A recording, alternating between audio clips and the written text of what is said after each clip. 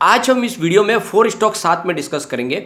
हम आज टाटा पावर को डिस्कस करेंगे। टाटा पावर से बहुत बड़ी अपडेट निकल के आ रही है। जैसे कि आपको पता ही होगा, टाटा पावर के ऊपर बड़ा ब्लेम लगा था कि उनके एम्प्लॉयज़ ने रिश्वत खाई है।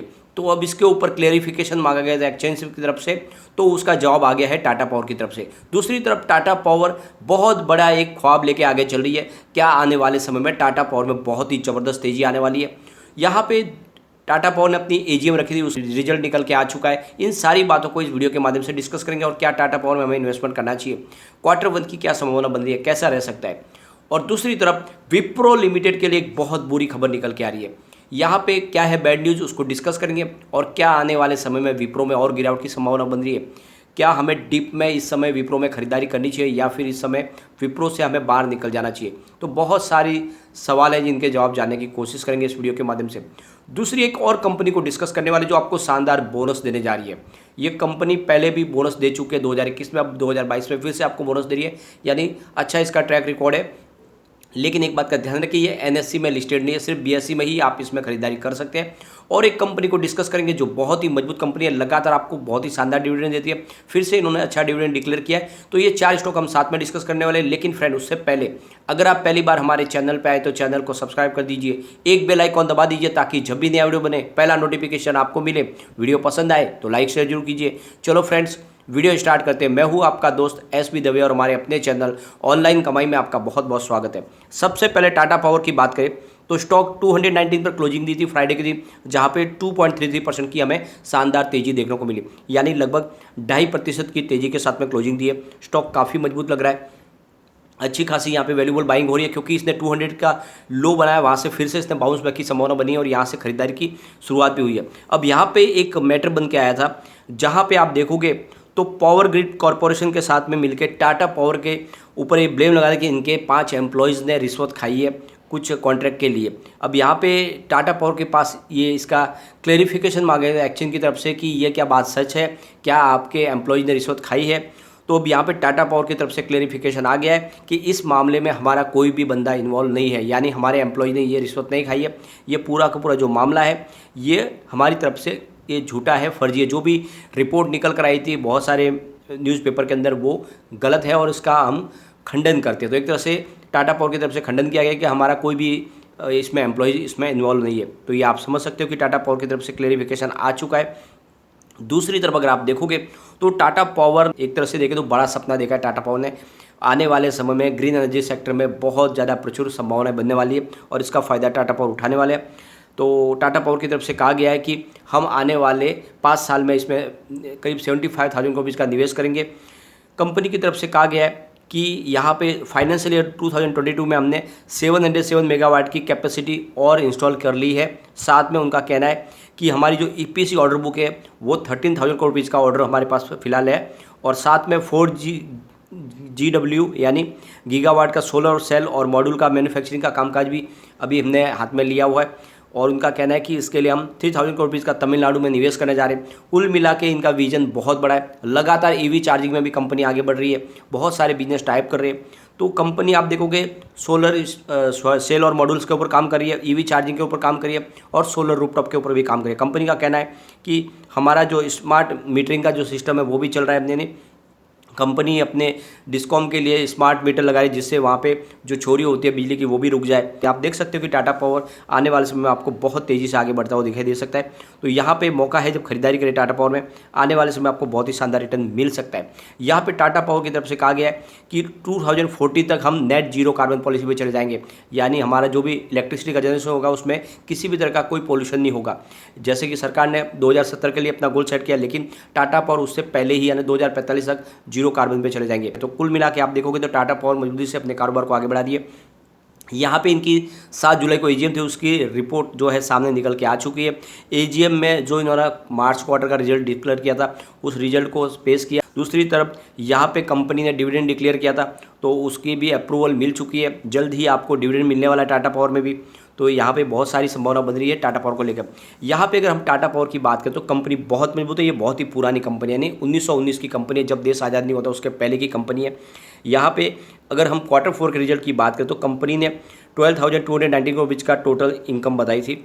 जहाँ पे 10.90% की बढ़त देखने को मिली थी हमें Q3 से। Q3 में इनकी टोटल इनकम करीब 11,018 करोड़ रुपीज़ थी, जहाँ पे 19.53% की बढ़त देखने को मिली पिछले साल सेम क्वार्टर से। पिछले साल सेम क्वार्टर में इनकी टोटल इनकम 10,220 करोड़ रुपीज़ थी और कंपनी ने net profit after tax 507 crore rupees का बताया। तो आप देख सकते हो कि ईयर ऑन बेसिस पे या क्वार्टर ऑन क्वार्टर बेसिस पे तो लगातार इनकम बढ़ी है, जो एक इशारा है कि टाटा पावर आने वाले समय में आपको बहुत ही शानदार रिटर्न दे सकता है। तो यही मौका जब टाटा पावर में आप इन्वेस्टमेंट करें, आने वाले समय आपको यहाँ पे बम्पर रिटर्न मिल सकता है। अगर हम इसके रिटर्न को भी देखें तो काफ़ी अच्छा इसने दिया है। पिछले 5 साल के हिसाब से इसने 169% का पॉजिटिव रिटर्न दिया है। 3 ईयर के हिसाब से 222% का पॉजिटिव रिटर्न दिया है। 1 ईयर के हिसाब से 78% का पॉजिटिव रिटर्न दिया है। लेकिन 3 मंथ के हिसाब से 20% की गिरावट हुई है। 1 मंथ के हिसाब से 5% डाउन हो चुका है। 1 डे के हिसाब से 2.5% की फिर से तेजी देखने को मिल रही है। तो इस बड़ी गिरावट में लगभग 20% गिरा स्टॉक और यहाँ पे अब एंट्री का मौका बनता है। चलते हैं विप्रो की तरफ। विप्रो में हमें फ्राइडे को गिरावट देखने को मिली, यानी 420 के स्तर पर 0.19% की गिरावट थी। लेकिन अब ये मंडे को और बड़ी गिरावट हो सकती है। इसके पीछे वजह यह है, तो ये सिर्फ इंडियन स्टॉक मार्केट में ही लिस्टेड नहीं है बल्कि न्यूयॉर्क स्टॉक एक्सचेंज में भी लिस्टेड है और वहाँ पर फ्राइडे को बहुत बड़ी गिरावट हुई है। यानी जो इसकी प्राइस रही है वो $5.26 की रही, जहाँ पे आप देख सकते हो कि 3.6% की बहुत बड़ी गिरावट हुई। और ये जो गिरावट है ये इशारा करिए कि मंडे को भी हमारे बाजार में बड़ी गिरावट हो सकती है। तो आप देख सकते हो कि विप्रो के लिए जो सबसे बड़ी प्रॉब्लम है कि ये ऑलरेडी यूएस मार्केट में भी लिस्टेड है और वहाँ पे अगर गिरावट होती है उसका असर भी हमारे मार्केट में देखने को मिलता है। और विप्रो के पिटाई के पीछे भी सबसे बड़ी वजह यही है, पिछले कई दिनों से यूएस मार्केट में आईटी सेक्टर में गिरावट जारी है और इसी वजह से विप्रो में लगातार हमें गिरावट देखने को मिली है। ओवरऑल अगर इंडिया की मार्केट के हिसाब से देखें तो विप्रो काफ़ी मजबूत है, लेकिन हमें मंडे को यहाँ पे गिरावट देखने को मिल सकती है। दूसरी एक और बड़ी टेंशन वाली बात निकल कर आई है आईटी सेक्टर के लिए। जेफरीज ने इसकी जो रेटिंग है विप्रो की डाउनग्रेड की है। सिर्फ विप्रो की नहीं, बहुत सारी आईटी कंपनी के लिए इन्होंने रेटिंग को कम कर दिया है। यहाँ पे आईटी सेक्टर के लिए जेफरीज का कहना है कि आने वाले समय में यहाँ पे और गिरावट की संभावना बनेगी, क्योंकि इनका जो Q1 का रिजल्ट आएगा उसमें हमें कुछ कमी दिखाई दे सकती है। जेफरीज का कहना है कि इस बार Q1 में इनके रिवेन्यू में और कमी आ सकती है। जेफरीज ने HCL टेक्नोलॉजी, टेक महिंद्रा के लिए होल्ड रिकमेंडेशन किया है। साथ में उन्होंने विप्रो, L&T, इन्फोटेक और माइंडट्री और कफोज के लिए अंडर परफॉर्म की रेटिंग दी है। यानी उनका कहना है कि यहाँ पे और जो रेटिंग है उसको डाउन किया गया है। इन्फोसिस के लिए उन्होंने मेंटेन रखा है होल्डिंग को। उनका कहना है कि इन्फोसिस का कामकाज बेटर है दूसरों के मुकाबले। यहाँ पे अब सबसे बड़ी बात निकल के जो आ रही है, पहले जो जेफरीज की इसकी जो टारगेट प्राइस रखी थी वो 545 की थी, उसको घटा के विप्रो की जो टारगेट प्राइस उन्होंने 360 कर दिया है। यानी एक तरह से देखें तो सेल का टारगेट दिया है और इसकी वजह से आने वाले समय हो सकता है कि विप्रो में हमें गिरावट देखने को मिले। लेकिन मैं कहता हूँ कि डिप में हमेशा खरीदारी का मौका देके थोड़ा थोड़ा करके निवेश करते रहे। आने वाले समय विप्रो डेफिनेटली आपको अच्छा रिटर्न देगा। ये बात आपको ध्यान रखना है कि विप्रो लगातार आपको बोनस भी देता है और डिविडेंड भी देता है। इसलिए प्राइस भले कितनी भी कम हो उससे कोई चिंता की बात नहीं, क्योंकि सिर्फ डिविडेंड और बोनस ही आपको मालामाल कर सकते हैं। तो विप्रो में निवेश को बनाए रखे, कोई चिंता की बात नहीं। अब हम चलेंगे उस कंपनी की तरफ जो आपको शानदार बोनस देने जा रही है। अगर आपको बोनस लेना है तो आपको ANG लाइफ साइंस में निवेश करना चाहिए। ये कंपनी का ध्यान रखें कि ये सिर्फ BSE में लिस्टेड है, NSE में आपको ये लिस्टेड नहीं दिखाई देगी, वहाँ पर आप इसमें कामकाज नहीं कर सकते। इसकी प्राइस देखें तो 227 की थी, जहाँ पे 5% का अपर सर्किट लगा फ्राइडे के दिन। यहाँ पे आप देखोगे तो 8 अक्टूबर 2020 को लगभग 2 साल पहले ये मात्र 25 रुपये का स्टॉक था, बहुत ही कम प्राइस थी। लेकिन ये दौड़ते हुए 9 नवंबर 2021 को 724 तक चला गया, बहुत ही ज़बरदस्त रिटर्न दिया और अभी अब काफ़ी नीचे करेक्ट हो चुका है। फिर से यहाँ पे एंट्री का मौका बनता है। ये सबसे बड़ी बात यह है कि कंपनी लगातार आपको बोनस दे रही है। इससे पहले इन्होंने 2021 में भी आपको 1:1 के रेशियो में बोनस दिया था। अब कंपनी आपको 1:4 के रेशियो में बोनस दे जा रही है, यानी आपके प्रति 4 शेयर के ऊपर 1 शेयर आपको बोनस मिलने वाला है। इसकी अनाउंसमेंट डेट थी 30/5/2022 और इसकी एक्स बोनस डेट 13/7/2022 और रिकॉर्ड डेट है 14/7/2022। तो 13 तारीख के पहले 7वें महीने के अगर आपके अकाउंट में डीमेट अकाउंट में शेयर आ गए तो आपको बोनस मिल जाएगा। तो आप ये ध्यान रखें कि अगर मंडी को आप खरीदारी करते हो तो बिल्कुल आपको बोनस मिल सकता है, इसका आपको ध्यान रखना है। और यहाँ पे अब आपको अगर डिविडेंड लेना है तो आपको डिवीज लेबोरेटरीज में निवेश करना चाहिए। फिलहाल इसकी प्राइस 3676 के, जहाँ पे 0.54% की हमें तेजी देखने को मिली।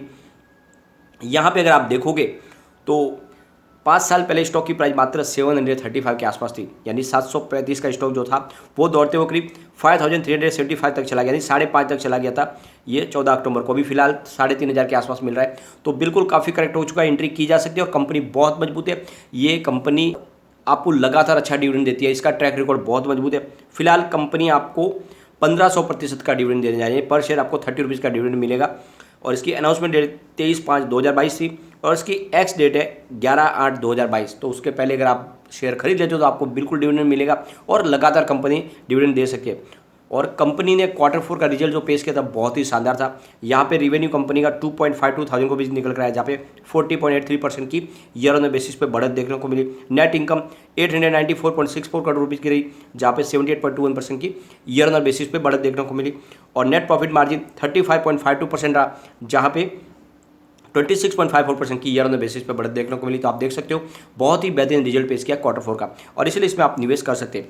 तो ये ध्यान रखें कि मंडे को विप्रो में गिरावट की संभावना बन रही है, लेकिन डिप में थोड़ा थोड़ा खरीदारी शुरू करें। विप्रो आने वाले समय आपको मालामाल कर देगा और टाटा पावर तो एवरग्रीन स्टॉक है, आने वाले समय आपको बम्पर रिटर्न देगा। लेकिन फ्रेंड, कोई भी इन्वेस्टमेंट करने से पहले अपने फाइनेंशियल एडवाइजर से बाय ले या अपना खुद का रिसर्च करें, क्योंकि मैंने वीडियो आपके एजुकेशनल पर्पज के लिए ही बनाया है। वीडियो पसंद आए तो लाइक शेयर जरूर कीजिए और चैनल को सब्सक्राइब कर दीजिए।